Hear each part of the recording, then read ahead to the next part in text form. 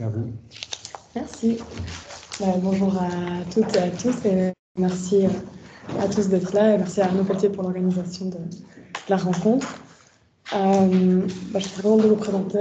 Je vais vous présenter une partie de chapitre de ma thèse qui est en cours de rédaction, donc c'est vraiment une partie assez in process de ma thèse. Mais je vais commencer par juste situer brièvement. En fait, moi, je suis en thèse en art et sciences de l'art entre ici l'ULB où je travaille avec Didier Debèze et l'ERG où je travaille avec Fabrizio Terranova.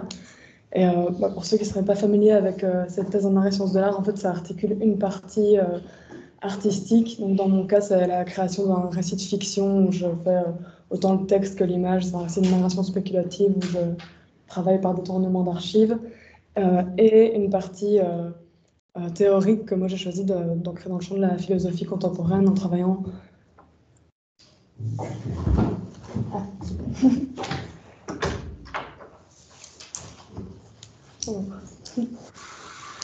Et dans cette partie philosophique, je travaille principalement sur le travail d'Isabelle Stengers et sur la question du rapport de ceux que Bruno Latour nomme les modernes à leur pratique de connaissance. Et j'ai pour fil rouge une phrase d'Isabelle Stengers qui est « Les modernes sont capturés par leurs abstractions ».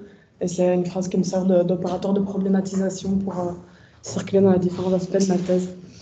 Et donc aujourd'hui, j'ai décidé de vous présenter un chapitre qui est en cours d'écriture et qui traite de la question de la transcendance des sciences chez Isabelle Stengers.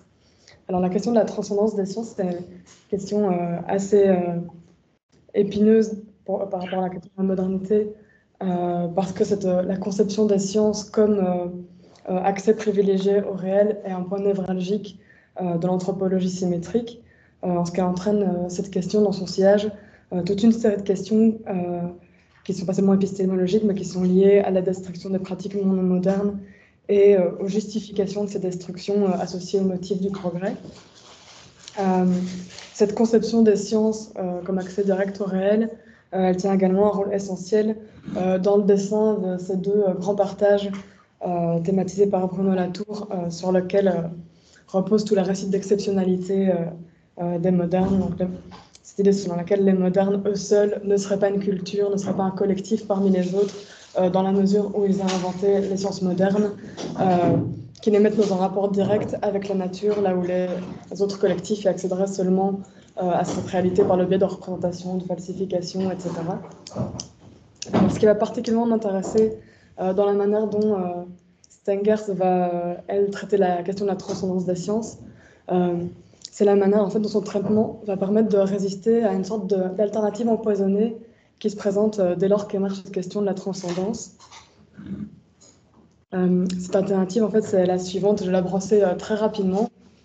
C'est comme si chaque fois qu'on abordait la question de la transcendance des sciences, on avait le choix entre, d'une part, en fait, ça transcrit tout ce que je dis en même temps, je ne sais pas si... Je peux juste le fermer. Hop. Voilà.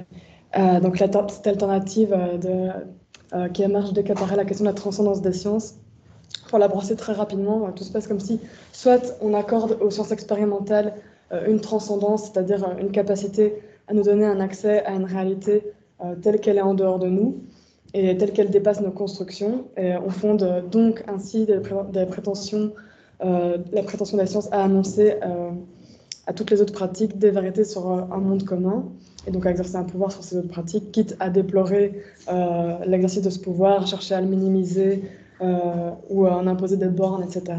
Soit on réduit les sciences à des simples constructions sociales parmi d'autres, et on leur refuse donc toute référence à une réalité qui serait capable de transcender ces constructions. Alors le problème de cette alternative, on s'en doute, il réside à chaque fois dans les « et donc » que j'ai placés. Donc, en fait, si l'alternative n'en est pas une, c'est que d'une part, elle articule dans chacune de ses branches le même raccourci, la même opposition entre réalité et la même opposition entre réalité et construction d'une part, et d'autre part, en fait, elle a comme point commun que dans chacune des deux articulations, on voit le même nouage qui est présenté comme nécessaire entre cette question de la transcendance et celle de la légitimité à exercer un pouvoir. Donc, pour faire l'alternative, en fait, soit les sciences seraient transcendantes et donc donnent bel et bien accès à une réalité indépendante telle qu'elle existe en dehors de nos constructions. Elle serait donc vouée, pour le meilleur ou pour le pire, à venir soit se substituer, soit de servir de modèle, soit à tolérer les autres pratiques. Soit elle ne sera que des constructions qui dépendent uniquement des conventions humaines, et donc non seulement leur prétention à exercer ce pouvoir serait infondée, mais de plus leur hégémonie devrait s'expliquer uniquement par des rapports de force extérieures. Autrement dit, leur hégémonie présente ne devrait rien à leur singularité propre, à ce que sont les sciences elles-mêmes. Alors, ce qui m'intéresse particulièrement dans la version que va proposer Stengers, c'est qu'en fait, elle va permettre d'éviter ces deux pentes glissantes et de cheminer sur une espèce de fine ligne de crête qui consiste à prendre au sérieux la question du pouvoir des sciences en lui posant une série de questions techniques. Donc, comment caractériser ce pouvoir? Par quelle opération passe-t-il? Qu'est-ce qui est requis par ce pouvoir? Qu'est-ce qui est créé? À quoi cela autorise-t-il? Etc. Et donc, prendre au sérieux cette question du pouvoir des sciences pour Stengers, ça revient tout d'abord à désamalgamer l'idée des sciences au pluriel et à considérer les pratiques scientifiques dans leur pluralité et de repérer parmi ces pratiques la place très spéciale qu'occupe en fait l'une d'elles, la physique expérimentale, qui a un rôle tout particulier dans la conception des sciences modernes. Donc, en fait, c'est ce que note Stengers. Dès lors qu'il est question de l'amalgame entre la science et la réalité commune, en fait, c'est toujours à cette question de la physique expérimentale qu'on en revient en dernière instance. Je la cite ici dans La Vierge et le neutrino, où elle dit « Lorsque les sociologues des sciences ont entrepris de démontrer que la science n'était qu'une pratique sociale comme les autres, ils ne se sont tournés ni vers la biologie de terrain, ni vers la pédagogie.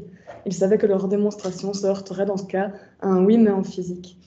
Il fallait donc viser la tête, et de même, poursuit-elle, s'il s'agit de prendre langue avec les scientifiques, d'accepter des preuves, de ne pas les insulter, c'est par la physique qu'il faut commencer. » Alors, pour le préciser tout de suite, en accordant une place spéciale à la physique dans cette conception des sciences, il ne s'agit pas du tout pour Stengers d'en faire une pratique exceptionnelle qui se distinguerait de toute autre pratique de connaissance.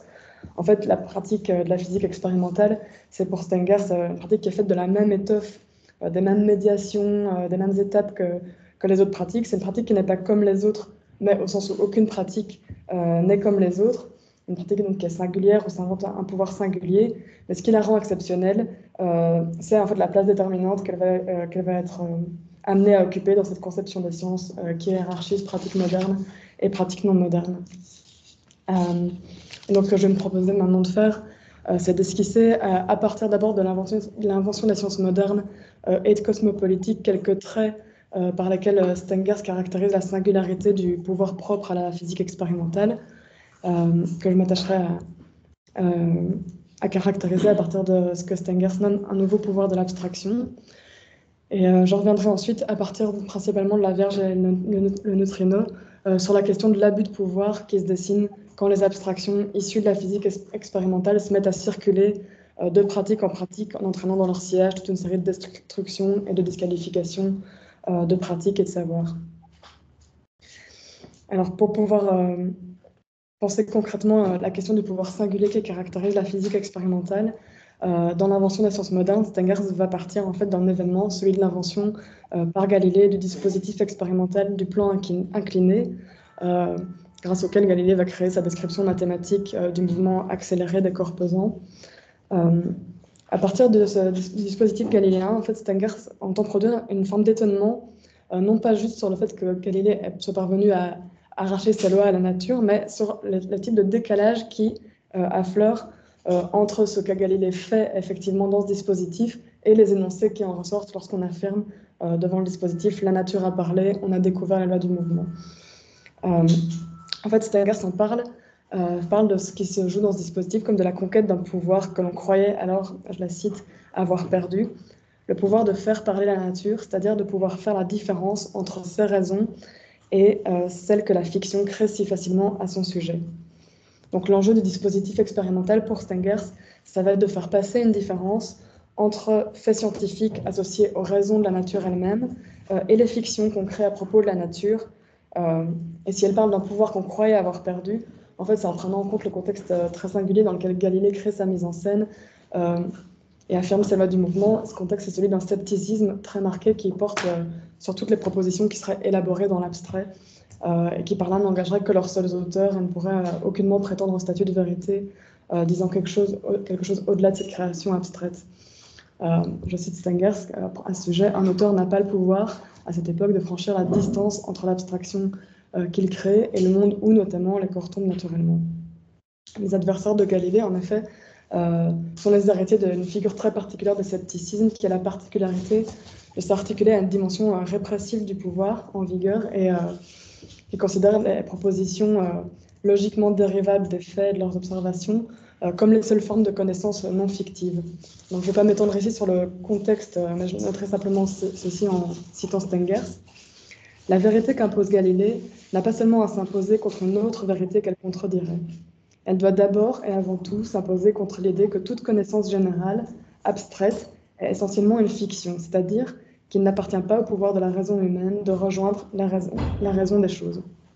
Et donc ce milieu dans lequel émerge la physique expérimentale importe dans la mesure où le premier obstacle à lever pour la démonstration de Galilée, ce n'est pas la concurrence d'une autre hypothèse que la sienne, mais c'est une espèce de scepticisme général, un soupçon général qui pèse sur toute hypothèse qui risquerait d'être perçue comme une fiction élaborée simplement dans l'abstrait.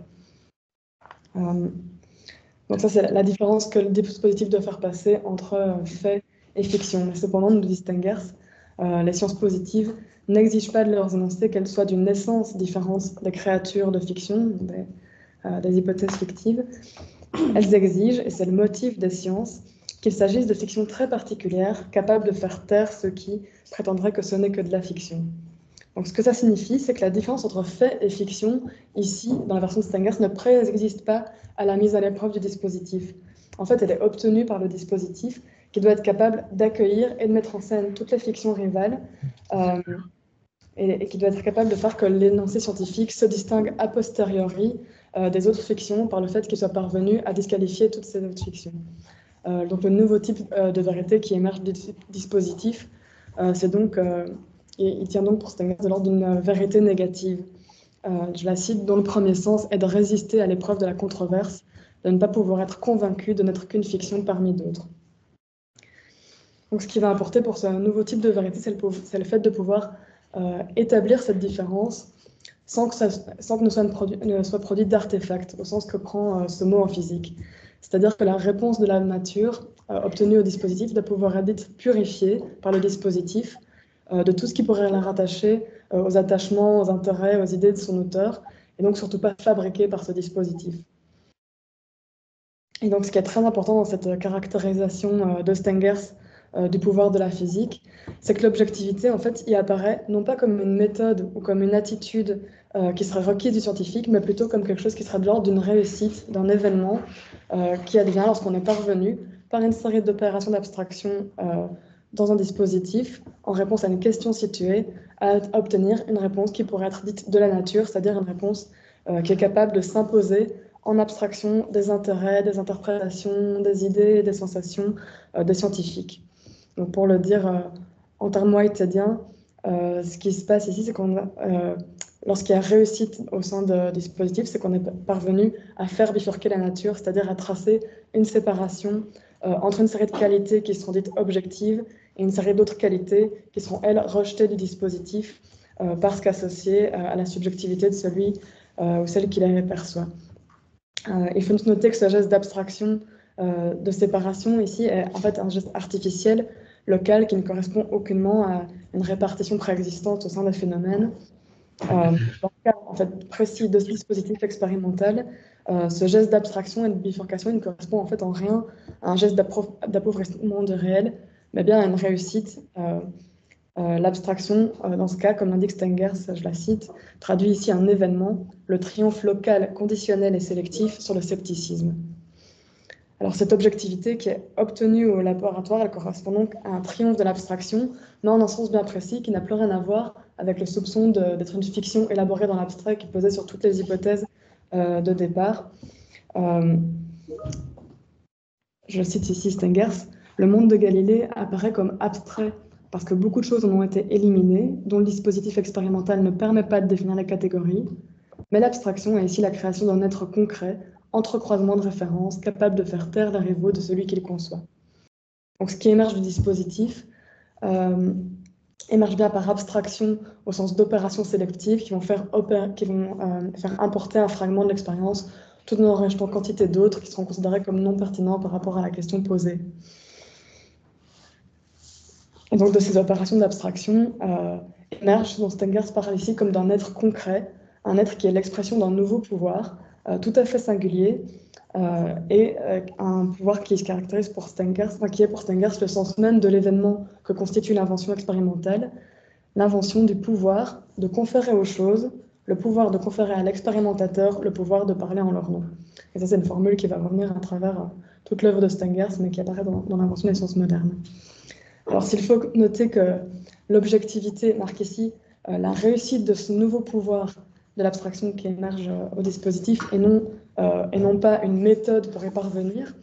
Donc, si c'est important de noter ça, c'est parce qu'il est particulièrement important en fait, de prendre en compte le fait que cette objectivité, elle n'est pas obtenue objectivement, ce qui veut dire qu'elle ne surgit pas, elle, indépendamment de tout intérêt. Au contraire, en fait, elle va répondre à des intérêts très singuliers des praticiens, des intérêts qui n'ont rien de trivial ni d'avilissant pour la pratique scientifique, au sens où ces intérêts, le fait de souligner ces intérêts ne revient aucunement à renvoyer les réussites scientifiques au rang de pure construction humaine, mais ils n'en sont pas moins extrêmement particuliers et donc non généralisables, et il s'agit d'intérêts précis pour le fait d'obtenir de la nature un témoignage purifié, indépendamment des raisons des humains qui l'obtiennent, et ce sans artefact. Je cite ici Stengers. Les valeurs, au sens où elles désignent ce qui importe, sont bel et bien constitutives des faits expérimentaux, mais il ne s'agit pas de valeurs générales qui ramèneraient les scientifiques parmi le commun des mortels, tous également matière à sociologie. Donc Stengers dit « Je n'ai jamais rencontré le commun des mortels, mais ce que j'appelle engagement pratique signifie que les valeurs des expérimentateurs, sans lesquelles les faits n'existeraient pas, sont aussi ce qui les font diverger par rapport à un tel commun. Leurs obligations, dit Stengers, sont peu communes. » Alors, si l'intérêt pour les faits objectifs et en fait la confiance corrélative dans le fait qu'il soit possible d'obtenir des faits objectifs dont témoigne la démarche expérimentale n'autorisant rien à la ramener au rang des pures constructions sociales, pour Stengers, en fait, à l'inverse, le fait de souligner ces intérêts et de souligner la manière dont ces intérêts et cette confiance dans le fait de parvenir à faire parler la nature vont correspondre à un engagement chez les scientifiques, c'est même en fait ce qui permet de résister le plus solidement à la tentation réductionniste de dire ce ne sont que des constructions sociales. En fait, pour caractériser le type d'engagement qui est propre et immanent à chaque pratique, scientifique ou autre, Stengers va créer dans Cosmopolitique un concept qui est celui d'obligation. Alors, l'obligation, ça correspond à la sorte de contrainte créative sur laquelle vont s'accorder implicitement ou explicitement les praticiens d'une même pratique. Alors, une obligation, elle ne dit pas la manière dont elle sera prise en compte, mais elle doit être prise en compte pour la pratique, et elle est ce qui importe pour les praticiens, en tant que pour les praticiens, son non-respect sera perçu comme un échec, non pas comme un échec, mais comme une trahison de la pratique. Donc, dans le cas de la physique expérimentale, ce qui oblige les scientifiques et ce qui singularise leur pratique, ce sera dès lors, je cite Stengers, le choix délibéré, non contraint par la logique, de faire compter comme réfutation ce qui pourrait être accommodé par une modification ad hoc. Donc, le fait de tenir à ne pas produire d'artefacts, c'est quelque chose qui oblige les scientifiques qui singularisent leur pratique, les physiciens expérimentaux, et qui ne singularisent d'autres pratiques, notamment scientifiques. Alors, ce que la prise en compte de cette obligation implique, c'est le fait qu'il ne suffit pas de reconnaître que les constructions des scientifiques ont à composer avec les contraintes que leur donnent les limites de la nature ou de la réalité. En fait, tant que ces contraintes seront vues comme quelque chose qui limite la liberté de leur construction, pour Stengers, le scientifique, on continuera à insulter le scientifique parce que ce qui restera méconnu et ignoré, c'est le fait que son travail a pour visée et pour réussite le fait de conférer à ce qui l'interroge le pouvoir de le contraindre. Donc la contrainte en fait de la réalité est quelque chose d'activement cherché par le physicien expérimental. C'est pas une limite, mais c'est un but qui oriente son activité et qui en constitue l'enjeu. Alors aussi, écrit Stengers, s'il arrive qu'il y ait des réussites et que les scientifiques puissent danser dans leur laboratoire, je la cite, ils ne dansent pas parce qu'ils ont été objectifs, ils ne dansent pas parce qu'ils ont mesuré de manière fiable ou parce que leurs statistiques ne sont pas biaisées. Ils ne dansent pas pour célébrer leur propre excellence, mais pour une réussite qui requiert certes que des humains s'activent, pensent et imaginent, discutent, mais qui ne dépend pas que des humains. Alors, pour en revenir au problème initial dont j'étais partie, qui était celui de la transcendance des sciences et des deux branches de l'alternative empoisonnée qui l'accompagnent, En caractérisant ainsi la science expérimentale, on voit que cette caractérisation permet de résister à la première des pentes glissantes, celle qui associe les sciences expérimentales à une simple construction humaine, à une pratique parmi d'autres, donc qui les réduit en leur refusant toute transcendance. Mais la question maintenant, c'est comment est-ce qu'on peut... Je peux juste interrompre un tout petit peu, parce qu'en fait, sur Teams, il y a tout un groupe qui se plaint de ne pas pouvoir assister à la réunion qu'ils ont eue. Et donc, moi, je suis connecté sur le lien. Donc, moi, j'y suis. L'ordinateur, je le dis juste. Ouais, je ne sais pas quel lien. Du coup, ils assistent pour l'instant, sans... Ou alors, j'allume mon ordinateur et ils entendent un petit peu, je ne sais pas. Alors, c'est ça. Ouais. Je ne sais pas sur quel lien ils sont. Celui qui est repris sur la page de groupe, puis. Vas-y, connecte-toi.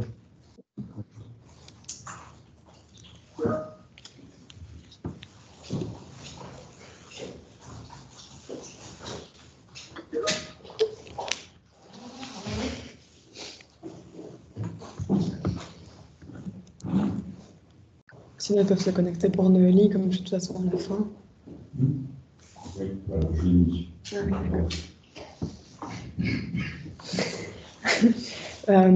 Donc, en fait, je vois que je ne vais pas avoir le temps de faire tout ce que j'avais prévu. C'est aller un peu plus vite sur la fin. Donc, j'essaie de revenir au problème initial de la transcendance des sciences en disant cette caractérisation par Stengers du pouvoir des sciences expérimentales, elle permettait d'éviter la première branche de la pente glissante qui est la tentation d'assimiler les sciences à des pratiques humaines parmi d'autres. Mais la question maintenant qui reste, c'est comment résister à l'autre versant de cette pente, qui est celle de la légitimation de l'hégémonie quand sont venus apprendre les pratiques modernes par le fait que, comme on vient de dire, elles accèdent bel et bien, parviennent bel et bien dans certaines conditions à faire parler la nature. Alors je vais essayer d'aller un peu plus vite sur cet aspect, mais il faut quand même commencer pour voir comment éviter ce glissement, par ralentir sur ce glissement en lui-même. En fait, si la première pente glissante, c'était une version typique des arguments des sociologues des sciences lorsqu'ils qualifient la science de pratique comme les autres, la deuxième pente, en fait, elle correspond précisément à ce à quoi ces sociologues des sciences essayent de résister dans leur version. C'est-à-dire, je cite ici Stengers, aux prétentions des scientifiques sortant du laboratoire où ils ont dansé pour annoncer au public que ce qu'ils ont découvert concerne tous les humains, parce qu'il s'agit d'une réalité qui transcende les opinions, les cultures, les convictions politiques.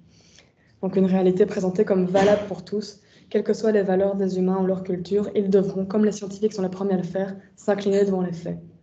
Donc ça, c'est la version à laquelle résistent les sociologues des sciences dont on parlait. Alors ce mode-là de présentation de la réussite des expérimentateurs, il institue, selon Stengers, une situation d'affrontement qui n'est pas seulement avec les sociologues des sciences, mais avec tous les savoirs et toutes les pratiques qui, par contraste, seront réputées non objectives, mélangeant faits et valeurs, et autrement dit, n'ayant pas accès au réel. En fait, ce à quoi on assiste avec ce glissement, c'est ce dont Whitehead parle comme d'un phénomène de réification des abstractions. En fait, les gestes d'abstraction très spécifiques qui prenaient tout leur sens dans le laboratoire, qui visaient à obtenir une objectivité, vont se retrouver à se réifier, donc à être projetés en lieu et place d'une description de la réalité telle qu'elle est. Du fait qu'on a pu obtenir par une réussite une réalité objective, on va se mettre à projeter le fait que la réalité serait en elle-même constituée d'une matière objective, sujet à expérimentation, etc. Donc on passe là de la bifurcation de la nature comme réussite qui permet d'obtenir à grands frais des faits objectifs, à la bifurcation de la nature en tant que ce que Stengers nomme une vision scientifique du monde, donc qui prétend passer pour une description du réel. Alors dans ce cas où elle devient une vision scientifique du monde, ce n'est plus du tout, indique Stengers, la nature qui bifurque, mais c'est la valeur des savoirs. Donc la bifurcation, à ce moment-là, commence à opérer comme une véritable machine de gouvernement, je cite Stengers, distribuant les responsabilités sur un mode binaire et dissymétrique. D'un côté, il y a le grouillement des jugements de valeur et des croyances pondérées arbitraires, au sens où, dans leur cas, les humains seront tenus pour seuls responsables, et de l'autre, il y a une définition à laquelle attribuer le pouvoir, sinon de mettre d'accord tous ces humains, en tout cas de les faire taire. Alors la question qui se dessine ici, c'est celle d'un abus de pouvoir, d'une prétention dévastatrice des abstractions issues de la physique, qui se retrouvent présentées comme des descriptions d'une réalité physique qui serait le socle des expériences de tous. Mais en fait, ce qui va beaucoup m'intéresser dans l'approche que propose Stengers, c'est qu'elle va nous permettre de poser la question de cet abus de pouvoir en restant tout d'abord strictement au niveau des abstractions elles-mêmes. En fait, à la place de considérer d'abord la question sous l'angle des rapports de pouvoir entre humains, pour se demander par exemple s'il ne faudrait pas établir des bornes au pouvoir des sciences, lui assigner des domaines à respecter, elle va porter aux abstractions scientifiques une attention qui sera proprement éthologique. Et elle va revenir à partir de ce problème sur la question des limites et des conditions du pouvoir des sciences, mais des limites et des conditions qui sont intrinsèques à ce pouvoir. C'est-à-dire que la question n'est pas celle du droit des modernes à utiliser les pouvoirs de leurs abstractions scientifiques dans toute situation, donc pouvoir de faire parler la nature, pouvoir d'obtenir des faits objectifs, etc. Mais la question est en fait de savoir si les abstractions scientifiques ont bel et bien ce pouvoir partout. C'est une question de comment ce pouvoir peut varier, qu'est-ce qu'il requiert. La question, en fait, elle devient de quoi les abstractions scientifiques sont capables en elles-mêmes. Je vais abréger un peu la fin parce que je vois que je déborde un peu le temps.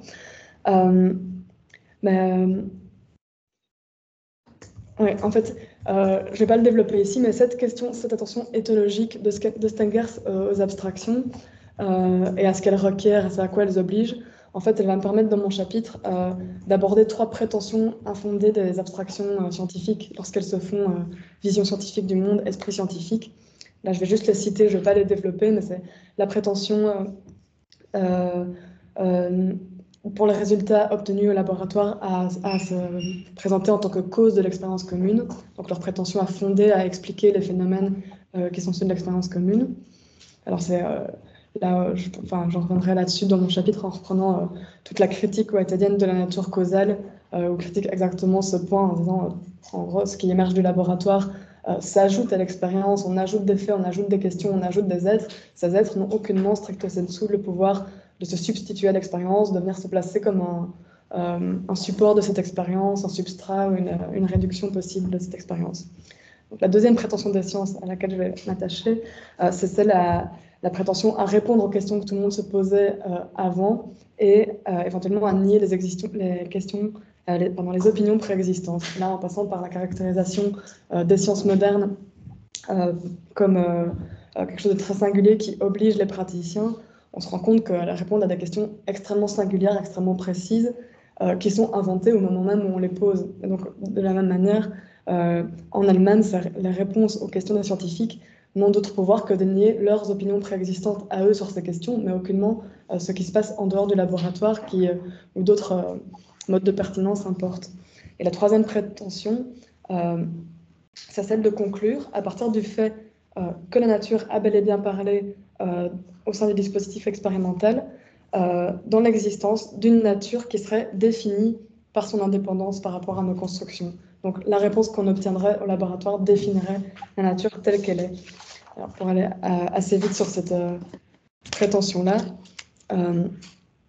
en fait, on peut très bien affirmer à la fois que la nature a parlé via le dispositif, mais que pour autant, rien ne dit qu'elle a donné une réponse exhaustive et totale de tout ce qu'elle contient, et tout ce qui n'a pas été sélectionné par l'abstraction du dispositif, absolument ne peut pas prouver le fait qu'il ne fait pas partie pour autant de la nature. Tout ce qui prouve, c'est qu'il n'est pas purifiable par le mode d'abstraction du dispositif.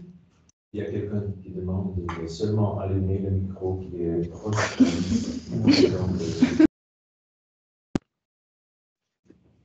Oui, celui-là, celui de Didier peut-être.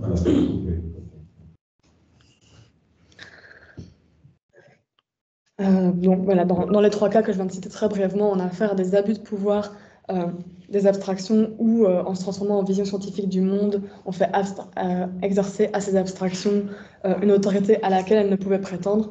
Mais ce qui est important de préciser à ce stade, c'est que le fait de parler de vision scientifique du monde, ça pourrait nous induire en erreur par rapport à ce dont il est question, parce que ce n'est absolument pas en fait de vision du monde qu'il est question au final, mais bien d'une question beaucoup plus concrète de ravage au sein des pratiques. Et c'est un point, voilà, je vais aller très vite, mais j'accorde beaucoup d'importance dans ma thèse, notamment dans les chapitres qui suivent celui-ci. En gros, si on prend en compte le fait que les abstractions au sein du dispositif expérimental ne sont pas des idées, ne sont pas des représentations, mais sont bien des opérations intéressées qui font apporter des aspects du réel au détriment d'autres, etc. Le moment où ces abstractions deviennent des visions scientifiques du monde ne change pas cet aspect-là des abstractions. En fait, quand elles se mettent à circuler sur le mode d'une vision scientifique, elles continuent à opérer des sélections, des manières de disqualifier ou pas, des manières de faire importer. Et en fait, quand on parle d'un esprit scientifique, d'une vision scientifique du monde, on ne parle pas d'une vision qui serait présente chez tout un chacun, dans nos conceptions, etc., mais bien de modes très concrets, très institués, de vérification, de disqualification et de qualification au sein des pratiques qui vont se mettre en place lorsque ces abstractions issues du dispositif deviennent des mots d'ordre. Donc pour conclure, je dirais que en fait, l'une des raisons pour laquelle le traitement de la transcendance des sciences m'importe vraiment dans ce chapitre, c'est non seulement parce qu'il nous rend sensibles aux abus de pouvoir des sciences modernes lorsqu'elles se prétendent avoir le dernier mot sur le réel, mais aussi et surtout parce qu'en allant à contre-courant de nos tendances anti-fétichistes qui rechignent à penser la transcendance de quelque chose qui dépasse une construction humaine, cette conception, en fait, elle pose les bases pour une mise en symétrie des pratiques modernes et non modernes, mais qui serait une mise en symétrie par le haut, qui consiste non pas à faire des modernes attachés à leur science, attachés à leur description du réel, des fétichistes parmi d'autres fétichistes qu'il s'agirait de rendre moins naïfs, mais de plutôt reprendre la mise en symétrie par le haut et réapprendre à nous présenter avec les êtres non humains qui nous singularisent au sein de nos pratiques de connaissances et qui nous font être ce que nous sommes. Et ce, en fait, moins en vue d'une espèce de dialogue diplomatique entre pratiques modernes et non modernes, qui serait sans doute de l'ordre d'une fiction d'assez mauvais goût, mais plutôt de l'ordre d'une espèce de pratique de désenvoûtement de nos pratiques scientifiques elles-mêmes, qui ont tout intérêt à apprendre à traiter ces abstractions qui ont la capacité de se muer en êtres de disqualification. Voilà, je vous remercie pour votre attention.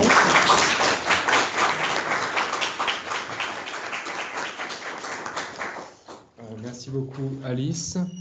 Désolé.